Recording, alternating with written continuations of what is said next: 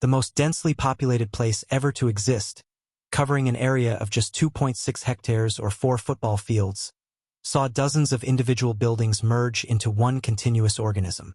Within it were shops, restaurants, a church, private homes, and practically everything that makes a city a city. While a few apartments on the outer side of this enormous communal living space received sunlight and relatively fresh air, most apartments were located within the block and depended entirely on artificial lighting. This place became a giant urban labyrinth, filled with a network of dark corridors, a refuge for those who had reasons to hide. It entered history as the Kowloon Walled City. To understand just how cramped it was, let's compare it to other densely populated areas. Take the East Village neighborhood of Lower Manhattan in New York. In the center, there's a small park, but otherwise, it's a fairly dense area with historic residential buildings and more modern high-rise buildings. According to the 2010 U.S. Census, around 44,000 people live there. This means the population density is much higher than the rest of New York, which is the most densely populated city in the United States. This is undoubtedly a very densely populated area. Now let's compare it with Kowloon in 1987, where around 33,000 people lived, despite the fact that Kowloon's area is 50 times smaller than East Village. The population density of Kowloon was simply astonishing. In fact, some estimates suggest up to 50,000 people may have lived there, as many were there illegally. However, perhaps the strangest thing about Kowloon was how squeezed it was. From photos, one can see that there was a lot of undeveloped land around this area, a park with a sports ground, and even more modern high-rise buildings standing farther away, built in the conventional style we know. So why was all the construction crammed into this small block, taking up nearly every available inch of space? The answer lies in the fact that Kowloon was a city within a city, located in the territory of Hong Kong but not under its jurisdiction. The future walled city first appeared in 1662 as a small Chinese military outpost housing up to 10 guards. It began to truly take shape more than a century later, in 1810, when the outpost was expanded with the construction of a larger fort. At the same time, the nearby port of Guangzhou, known to Europeans as Canton, began to gain increasing significance. Chinese tea became a crucial commodity for British traders, who bought it in large quantities, which allowed the region to thrive. However, the trade was not reciprocal. While the British eagerly purchased large quantities of tea, the Chinese had little need for European goods. To balance the trade, the British came up with a brilliant idea: to get the Chinese addicted to opium. Opium was smuggled into China from British-controlled India, leading to a widespread epidemic that devastated the economy. In response, the Chinese government attempted to completely ban the opium trade, which led to a political conflict that eventually erupted into the First Opium War between Britain and China. China lost the war, and in 1841, the British occupied Hong Kong, but the Chinese government still controlled the neighboring island territories, including Kowloon. It was then that they decided to fortify it and surrounded the area with a wall. In the center of the city, the administrative building known as the Yamen was built, designated for autonomous governance by officials appointed by the Chinese government. As a result of the Second Opium War, which began in 1860, the British were able to occupy the surrounding island territories, which became known as the New Territories. Kowloon, while part of these territories, was able to maintain its independence from British occupation. However, it was not fully part of China either, as there was no communication between Chinese territories and Kowloon. Kowloon was effectively a walled city, surrounded by British forces, making it completely dependent on Britain, yet legally still a Chinese city. The residents of Kowloon were left to fend for themselves, and the city soon began to attract those fleeing persecution from either the Chinese or the British authorities. A notable role was played by the local Protestant community, which, due to the lack of centralized administration, took on some social functions, such as founding a home for the elderly on the site where the former Chinese administrative yamen had stood.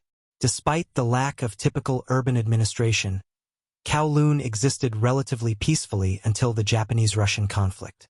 The Japanese occupied parts of the region during World War II, using Hong Kong as a strategic military base.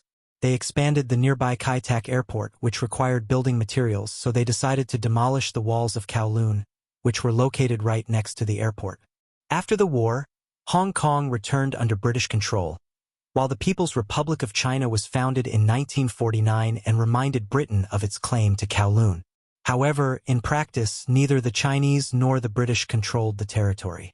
Following a massive wave of refugees after the Chinese Civil War, there was an enormous demand for cheap housing in Hong Kong and its surrounding areas. That's when the small town began transforming into a massive human beehive. The lack of authorities, the proximity to Hong Kong, and the low cost of housing all contributed. High-rise buildings with 14 stories were built, and endless extensions were added to already existing buildings. The sunlit streets became shaded alleyways until they were finally completely shut off from sunlight. Hong Kong's laws did not apply within Kowloon, and any construction in the city was carried out without adhering to building codes, except for one regulation due to the proximity to Kai Tak Airport, which limited buildings to 14 stories. Kowloon was located along the road leading to the airport, and because of this, aircraft landing at Kai Tak appeared to pass directly over the rooftops of Kowloon. The most expensive apartments were those facing the outer side of the city, and then those near the inner courtyard. Only these apartments had access to sunlight and fresh air, an unheard of luxury for the majority of residents. Living conditions in the city were harsh. Apartments without windows made people entirely dependent on artificial lighting. There was no waste disposal system, which led to catastrophic air quality. Often, trash was simply thrown onto one of the city's rooftops or dropped into shafts between buildings. The air was further polluted by the numerous factories working within the city. As for clean water, there were only 6 official water stations for the entire city, so residents often had to carry water over long distances. Although most of these activities were on the gray side of the law, many used Kowloon's unique status for more overtly criminal purposes. However, that didn't mean there was no order in the city. The criminal groups known as the Triads controlled the city. Entrepreneurs didn't pay taxes, but many were forced to pay the Triads for protection. The Triads were involved in illegal activities such as prostitution, opium dens, and later heroin trafficking. The Hong Kong authorities found themselves in a difficult position. They didn't want to lose control of the growing drug problem, but a constant police presence in the city would be an insult to China, which still claimed Kowloon as its territory. Therefore, since the mid-1970s, Hong Kong authorities conducted periodic raids in which police would briefly enter the city, arrest criminals, seize drugs, and then leave. Additionally, various private charitable organizations appeared in the city, working with orphanages and setting up a Christian youth center to help combat drug addiction. The historic Yamen, located in the center of the city, became a popular community spot where events were held for the residents. Despite some improvements, the situation didn't get much better, and eventually, geopolitical processes sealed the city's fate. Kowloon's legal status was tied to a 99-year lease on the new territories, which was set to expire in 1997. After years of negotiations, Britain and China agreed to hand over the entire region of Hong Kong to China, which raised the question of Kowloon's fate. Despite widespread opposition from the residents, both governments decided that the social situation, the risk of fires, and concerns that any building could collapse pointed to only one solution: full evacuation and demolition of the city. The demolition began in 1993, marking the end of Kowloon, once the most densely populated patch of land in history.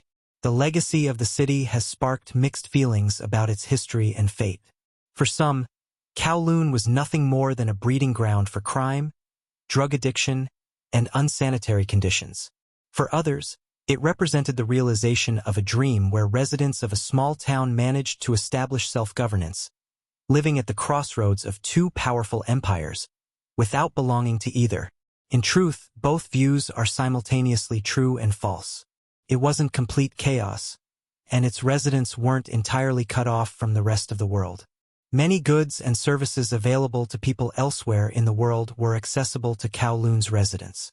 You could send a letter to anyone there, and it would arrive on time and to the correct address. For many, Kowloon became a city of opportunity.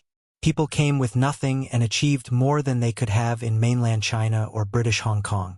During World War II, the Japanese expanded the nearby Kai Tak Airport, which required them to destroy the walls of Kowloon. After the war, Hong Kong returned to British control. Meanwhile, the newly established People's Republic of China in 1949 reminded everyone of its claim over Kowloon. However, neither the Chinese nor the British government had effective control over the area. As a result of the massive wave of refugees following China's civil war, there was a huge demand for cheap housing in Hong Kong. This was when the small settlement began to turn into a giant human beehive. The lack of authorities, Kowloon's proximity to Hong Kong, and cheap housing contributed to its rapid growth. This is when the labyrinth of 14-story buildings, endless extensions, and makeshift additions to existing buildings started to appear. Streets that once basked in sunlight turned into shaded alleyways, and eventually, these streets became completely cut off from the sun. Hong Kong's regulations did not apply to Kowloon. Construction there proceeded without any building codes or regulations, except for the height limit due to the nearby airport. Kowloon's buildings could not exceed 14 stories.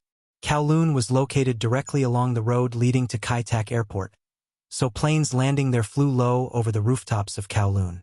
The most expensive apartments were those on the outer edge, where sunlight and fresh air could still reach. The remaining apartments were packed tightly into the heart of the city. The absence of windows meant that residents relied entirely on artificial lighting. The lack of a waste disposal system also led to an abysmal air quality, with trash often being thrown onto the roofs or into shafts between buildings. Additionally, factories operating within the city contributed to the air pollution. Electricity was available, but few people paid for it. Instead, most residents illegally tapped into external power lines, running them through the labyrinthine narrow passages of the city. However, the city was not an anarchic or libertarian dream. The lack of proper administration meant the city was controlled by criminal groups that lobbied for destructive activities, pushing people into heavy drug addiction and leaving them dependent on the triads. Today, after its demolition in 1993, a park now occupies the site of what was once the densest city in history. Only a few historical buildings from the time of the Chinese dynasties remain, including the Yamen, which has been many things. Once a Chinese administrative center, then a Protestant old-age home, and later a popular community space. The Kowloon walled city, even after its demolition, continues to live on in films, books, and video games.